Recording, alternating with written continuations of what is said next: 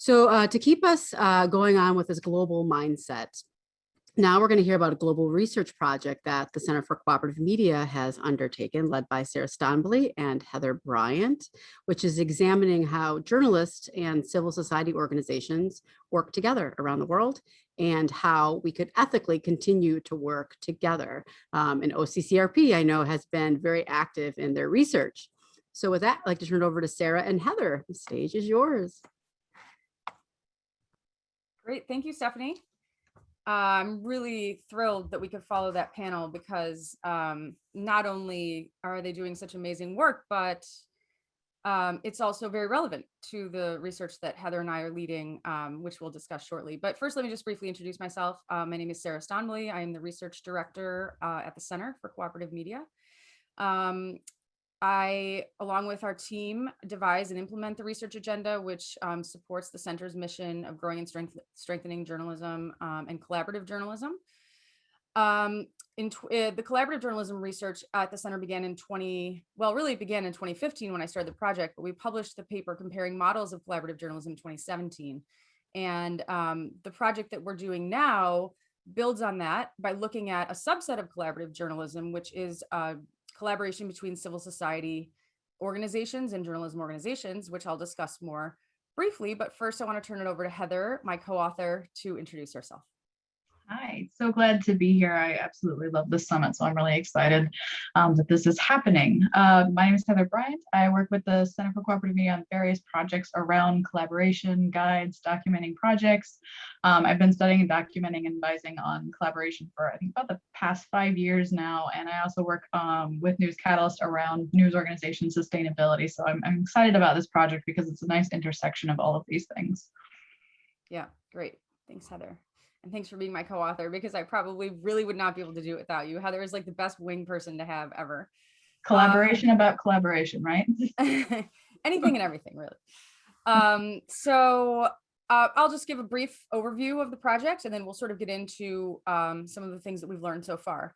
So it's a 12-month project. We are in month 5 of this project. So it's, about almost halfway through. It's funded by the Bill and Melinda Gates Foundation. And like I said, it's an analysis of collaboration between civil society and journalism organizations. Here we define civil society very broadly, civil society organizations very broadly. So it includes not only what you would probably think of first, which is NGOs, but also, universities, arts organizations, civic tech, kind of the whole gamut. And it's certainly not a new phenomenon, and we're not the first to study it. Anya Schifrin, who we saw yesterday, has studied it, others as well. But it does seem to be gaining prominence in terms of its commonality and the willingness of these two spheres to cooperate.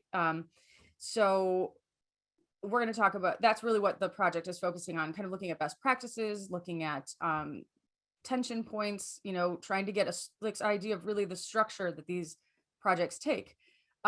So this is something that, like I said, and it's becoming more common, but there's still this sort of inherent tension between journalism organizations and civil society organizations, which, as Camille was just mentioning, are advocates. They're advocates, and journalists, tend to have sort of more of an emphasis on neutrality.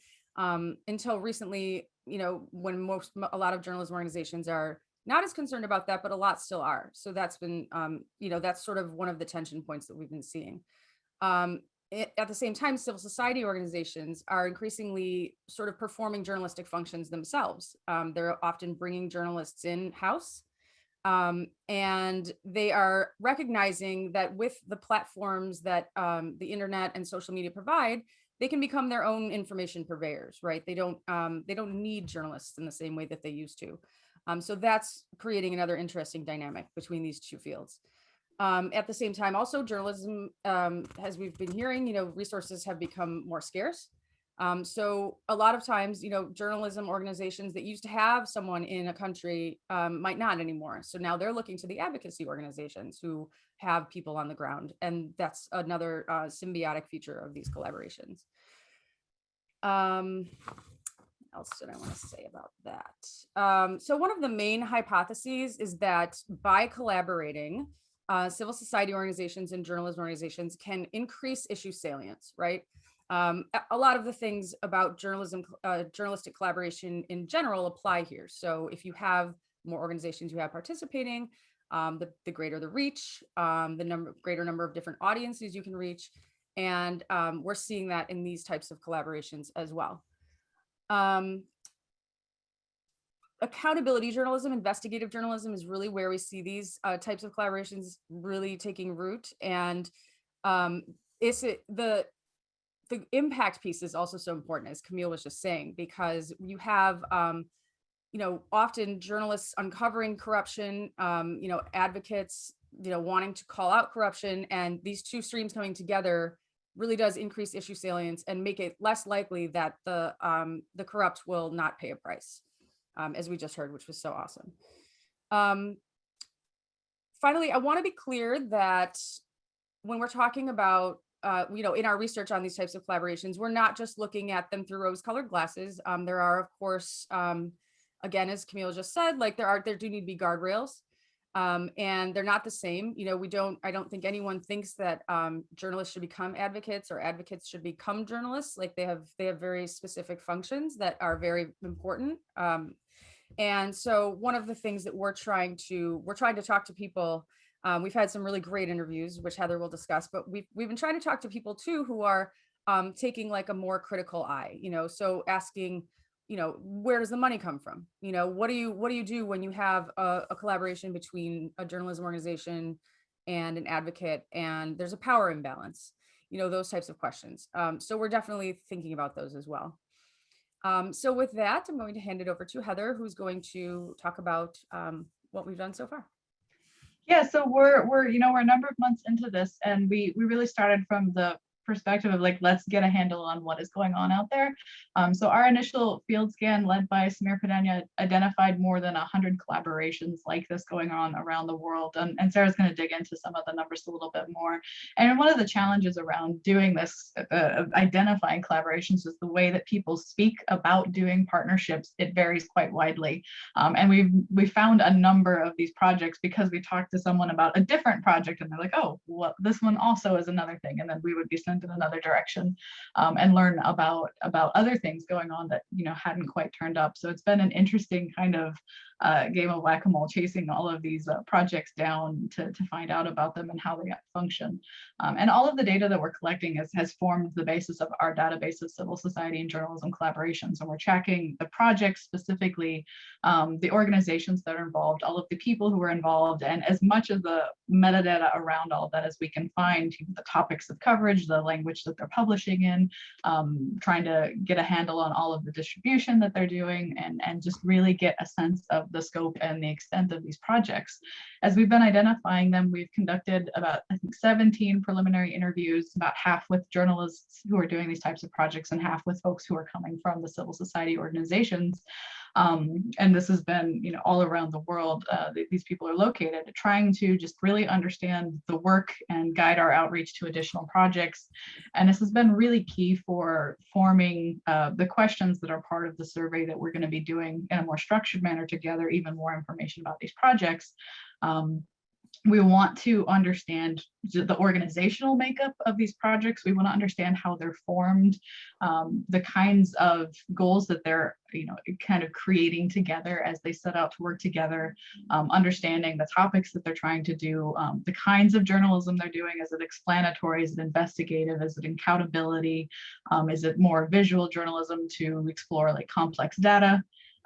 How they're distributing them, and specifically, how are they managing them, and how are they making decisions about how to manage these projects? How does it work to share power between a journalism organization and a civil society organization?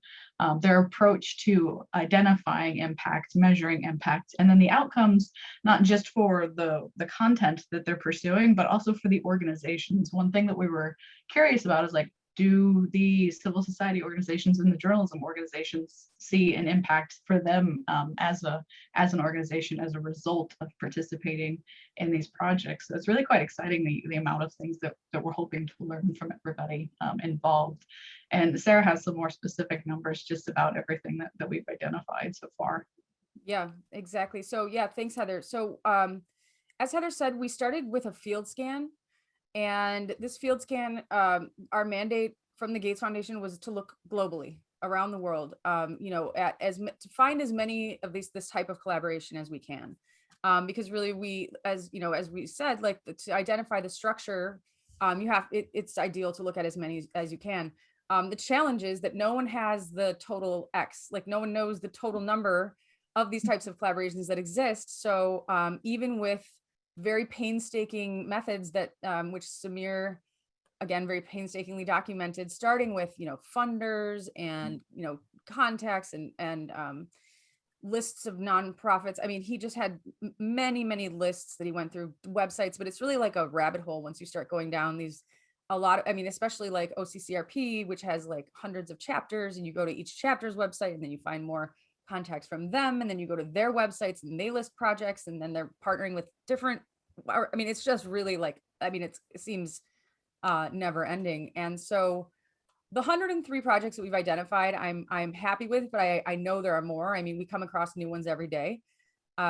So if anyone out there knows of a list of all these types of collaborations that exist, that'd be amazing. But we're happy with the 103, and we've gotten a lot of really good data from them. Let me just give you some quick numbers just to get an idea of what we're looking at. The 103 projects include 549 different entities that are involved. So these are, primarily journalism and journalism organizations and NGOs or civil society organizations, CSOs. They span, the largest project spans 64 countries. That's the Paradise Papers, sorry. And the entities involved, there are 331 journalism organizations that we've identified as being involved in this type of, in one of this type of collaboration, and 232 civil society organizations. Again, this is globally. So Africa has a large number of this type of collaboration. I don't have the country's number in front of me. We were just still this afternoon, like putting this data together because it's all still fresh and new and still coming in. But all really Africa, Latin, South America have a large number of these types of collaborations. Europe, obviously, Eastern Europe, and not very many in the US, somewhat surprisingly. And I have some ideas about that, which maybe we can talk about in a minute. But and we've had a really hard, some in India, some in Australia, and we've had a hard time finding any in the Middle East or in Asia. And I think a lot of that is due to the language barrier, but also I think there's just not as robust, probably journalism spheres there is one of our hypotheses on that. Of the journalism organizations we've identified, 170 are legacy and 156 are digital native, which is really very similar in size. So I think that that's really interesting, because I think the hypothesis up until now has been that in journalistic collaborations, digital natives or digital leaning organizations are more likely. I know that's changing, but I feel like at least as of a year or two ago, that was the thinking. Heather, I don't know. Do you think that's still true, that digital natives are more likely to collaborate than legacy journalism organizations? I think we're still kind of on the edge of that. I think the change is happening, but it does seem that those pop up first. Yeah. And what's interesting too, I think a lot of that has to do with the fact that, like, in Africa, a lot of the new organizations are digital native, right? So it's like maybe there's predominance there. The topics we've identified these collaborations falling into are largely 3 buckets. So we have a number of different topics, and we've been logging, each collaboration we identify, we log like what topics it covers. The most prominent is the bucket that has like issues around democracy, transparency, governance, and corruption. So the panel we just saw, the OCCRP, the ICFJ, like a lot of collaborations around that. And that has to do with the fact that, there's so much data, a lot of different expertise is needed, and just like a lot of time, right? I think just a lot of hours to figure those out. So that makes a lot of sense to me. The second one where we've been seeing a lot is the environment, climate, biodiversity, and water issues. So there are a lot of collaborations between, and again, if you think about it, it's like, okay, well, yeah, there are a lot of advocacy organizations around those issues, and then a lot of journalists are coming into those spaces as well. And then the third that is really the most predominant topic is around health and reproductive health. And that's not really, I looked and it's not really because of COVID. There are a ton of collaborations around women's health. And then there are a lot around like pharmaceuticals and stuff like that. So there's a lot in that bucket as well. But I thought that was really interesting. And then the number of people. So again, 103 total collaborations identified so far, 1,196 people involved. So you can see sort of the exponential increase from the number of projects to the number of people needed to undertake this type of collaboration. I think that's something that's come out in the panels we've seen so far today as well.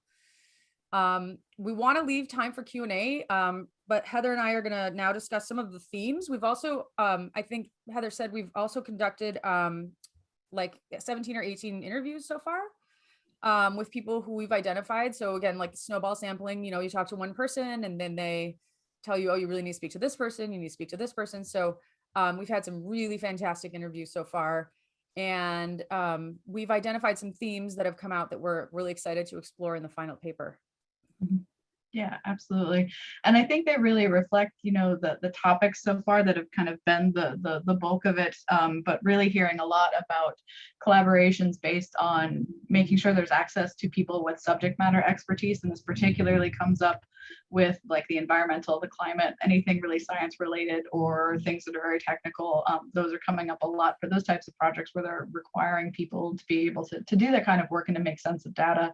And that kind of flows into, you know, skill sets is another thing on the journalism side, looking for, you know, people who have a deep kind of awareness of issues on a level, because that's their whole thing. Like that's what they work on all of the time. And then from the perspective of a lot of the civil society organizations working with journalists, it's been really helpful because of visual storytelling, data analysis, being able to take data, take interviews, take insights from people and turn that into something that can actually be distributed for everybody is something that seems, you know, really valued. Yeah, let me play on that. Oh, sorry, Please, Heather, I don't want to interrupt you. Go ahead. Let me just supplement that by saying exactly, like we have found that so many of the advocacy, that not even advocacy, civil society organizations have been data science and computer science. Yeah. Because of the visual element, right? Like they can build a website, they can like build an interactive map, they can you know, make it visual in a way that journalists usually aren't trained to do. Yeah.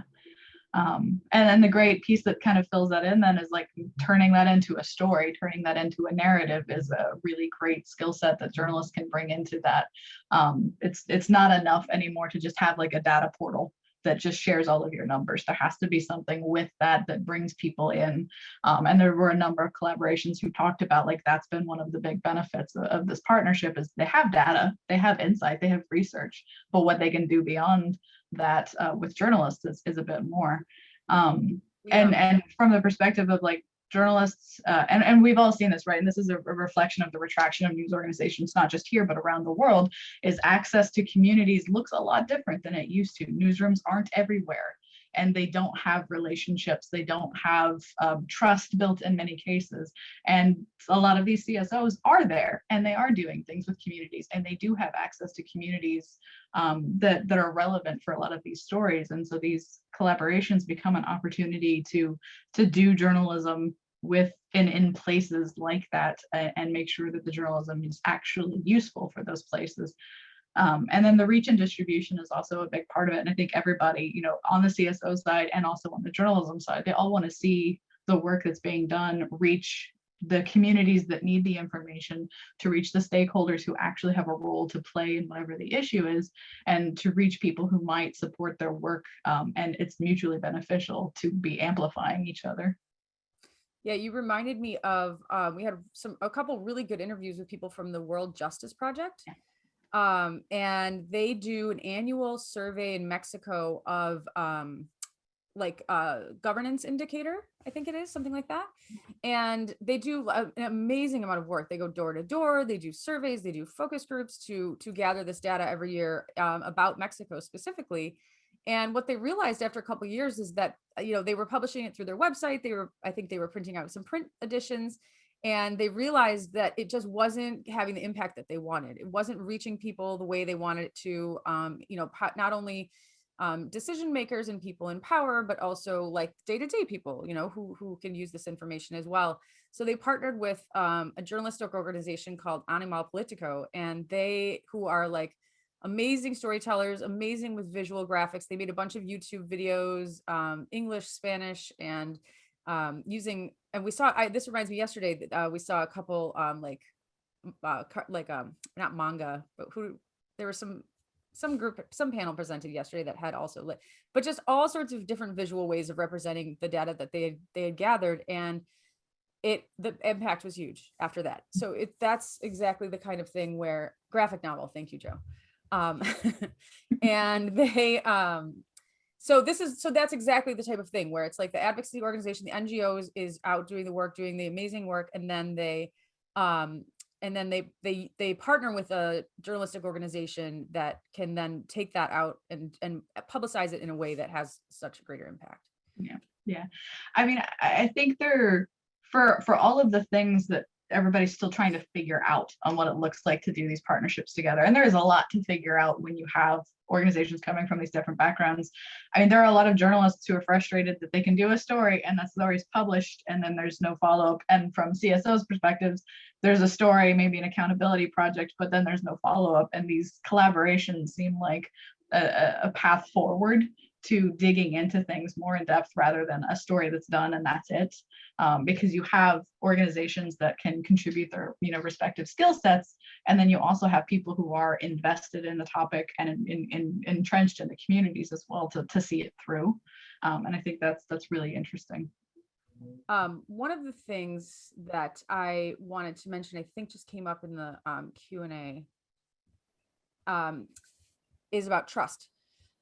We had an interview recently with an Italian journalist who is with Code for Africa, and he was talking about, so they're in the civil society side, and he was talking about the fact that they have so many partnerships all over the continent. And, I was like, how does that work? Like, how do you partner up with these organizations? How do you find them? How do they find you? Or how does that work? And he said, really, it's so much about personal relationships that, one side has with the other, and they're all on Slack. And they're all just like talking about projects they're doing. They're talking about, and we found this with other groups as well. Talking about projects they're doing. Oh, maybe we should partner up with this. Maybe we should partner up with, on that element or on this project, on this story. And it's really comes down to trusting each other. And he said humility as well. He said, he never goes into newsroom and is like, here's how you have to do this because, this is how we, this is what we know. He said, it's always about humility and trust. And I thought that was so interesting because, I mean, as with any partnership, those have to be key elements, but especially when you're coming in from, as a coder or a data person going into a newsroom or vice versa, it's really like, you really have to trust that person in order to partner with them and give them your information or give them your source or whatever it is. So I thought that was, really interesting. And our wonderful, amazing research assistant, Hannah, has just posted the link in the chat to that Animal Politico story. Big shout out to Hannah for holding us all together. Huge shout out to Hannah, who has been amazing. Yeah. If I could build off your point here, and John mentioned this in the chat as well about just having this more expansive definition of collaboration to include, NGOs and universities and other types of civil society organizations. I think that's one of the, the intriguing parts here, because collaboration already requires that news organizations kind of stretch their thinking about who is part of doing this type of work. And so I think this also, this direction of collaboration where partners are, there is a wide variety of partners kind of represented here is quite fascinating in terms of what that opens up for, what journalism looks like, who gets to do it, and how these types of projects manifest. And one of the things that we found is that there are more CSOs who have former journalists, and a fair number of these organizations have former journalists, former professional journalists working with these organizations. And I think that's an interesting aspect of this as well. Yeah, thank you for reminding me. One of the things that Heather and I have been talking about after the interviews, as we've been sort of drafting the outline of the paper, is this idea. Yeah, it really taps into, right, this project, this, looking at this subgenre of collaboration really taps into a few really like key themes that are happening now in journalism, which is one, right, like you said, who is a journalist, right? Who counts as a journalist? Like what counts as journalism? I think that especially with partisan media becoming so common, you know, especially in the US, I know it's been elsewhere for a long time, but and right, with CSOs bringing journalists in house. And so there's just like so many interesting dynamics. There was something, yeah, and there was something else I wanted to mention about that too, because it really touches on, the digital, you know, sort of the digital revolution and like what digital communication affords, right? Like with social media and stuff like that, like who has a megaphone, who's a broadcaster now. All of those issues are raised with this type of collaboration, because it really touches on a lot of these sort of core themes that journalism is grappling with in general. Yeah. So there's a question about the balance of for-profit and nonprofit news orgs in these collaborations. I don't know if we've really broken out the data on that yet. News orgs that are no, but one of our interviewees was very insistent on this point. And it is a really good question, because you know, a lot of times it's like, well, where's the money coming from, and how that would influence the content. It's not something that we've really collected a lot on, although maybe we should, maybe we should make this. And the funding of these things is kind of a whole separate animal. The person who put together our field scan, Samir Padania, has done a lot of work and is doing a lot of work on the funding of, sort of international journalism and advocacy investigative journalism. It's not really something that we're focusing super heavily on in this project, but it might be a good idea to think about what the funding is behind the specific journalism organizations involved. That's a good idea. Mm-hmm. It's a good point. We maybe should do that. Anything else? I think we have like a minute or two. I think it's going to be exciting. We're going to, as the survey starts to go out, just yes, everything that we've already learned from the interviews, everything that's going to come in from the survey. I think there's going to be a lot of different angles to look at this work through. That's going to be quite fascinating.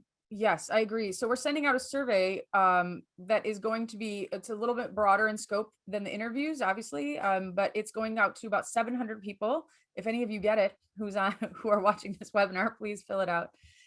We've tried to keep it manageable at 30 questions, and that's going to be super interesting. I'm hoping we get a decent response rate. But yeah, so the paper is going to be, the deadline is December 31st of this year, and we're going to be publicizing it after that, and hopefully going around to conferences and stuff in person, hopefully, to talk about it. And any input, really, I'll type my email in the chat, but really any thoughts or input is really greatly appreciated. It's still very much in the early stages, and it's really exciting. So thank you. And thank you, Stephanie and Joe, for giving us this platform to discuss it. Appreciate it.